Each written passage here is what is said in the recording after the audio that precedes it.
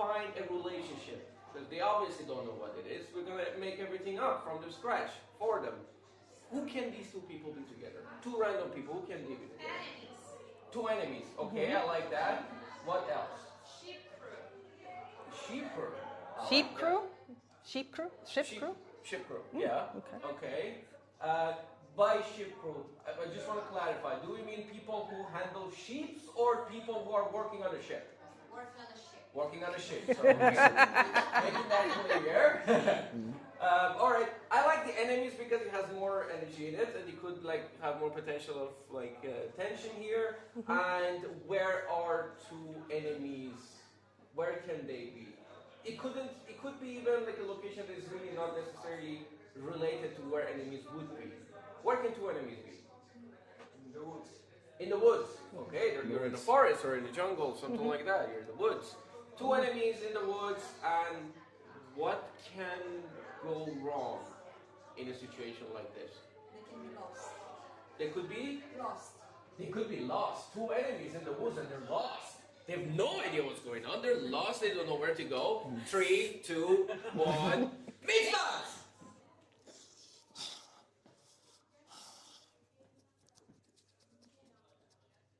What's that I hear?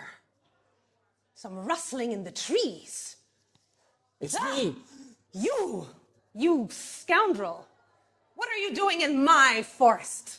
I was trying to find you and I got lost.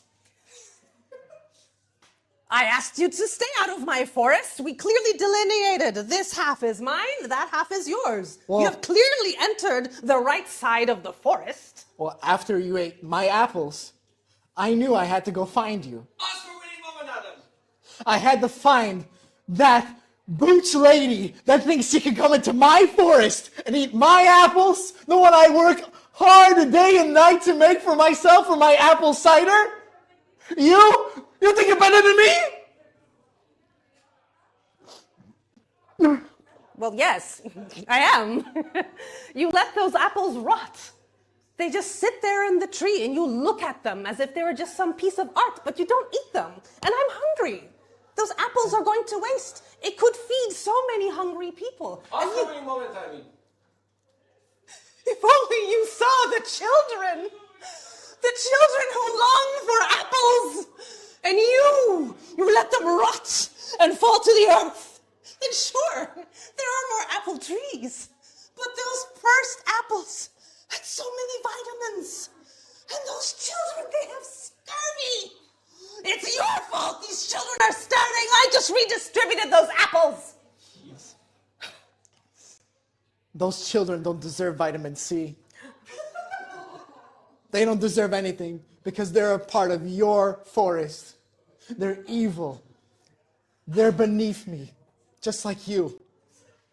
Oscar-winning woman, Adam. You are nothing to me. I am the Apple King.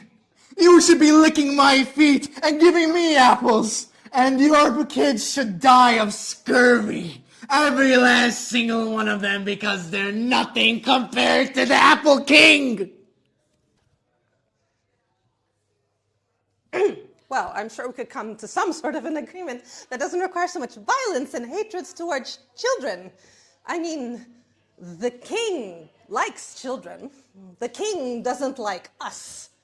But maybe we could make him leave the forest if we're nicer to the kids. Have you thought about anyone but yourself lately? Apple King? Well, I used to have a daughter. But she drank too much apple cider one day. Well, that sounds like you were a neglectful parent. Who lets their kids drink cider? Me, the Apple King. Oh, God. Look, Apple King, it would be easier if we just went to our sides and never spoke again. We have this... Oscar-winning woman, Tammy. You and I, we have this argument every year.